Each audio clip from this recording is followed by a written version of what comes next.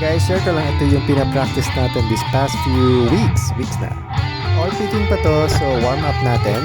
And then mamaya yung finger picking, yung finger style lead, la Jeff Beck.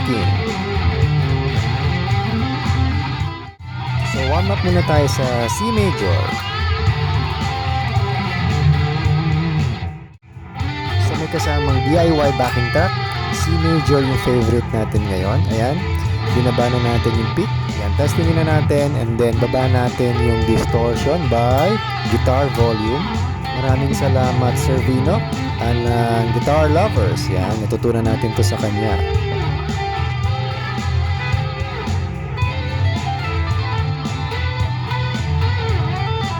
Siyempre inspired to ni Jeff Beck tsaka ni Sir Jeffrey Maroon. Yan, friend natin sa Facebook vlogger. So yung aral pa natin, pero medyo enjoy na tayo. Ang sarap nung feel, ibang-iba sa alternate picking. Yung ibang part, syempre, inspired ng idols natin, Eric Johnson tsaka Joseph. Pick pa lang. Pero mostly, syempre, inventa natin.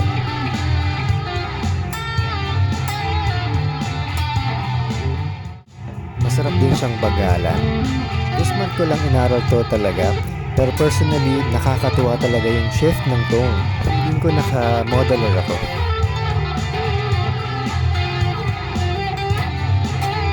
So ito medyo nabibilisan ko na. Last week sobrang bagal pa. Medyo marami pang sabit, pero sobrang enjoy talaga ng pizzicato effect. So usually hanggang ring finger lang yung ginagamit natin. Hindi ko pa ginagamit yung pinky, yung little finger. Siguro, hopefully next year. Pero okay na siguro to. At least na-alternate ko na yung thumb tsaka index finger sa bass strings. Tsaka nakakasabay na yung right hand ko sa left ng konti.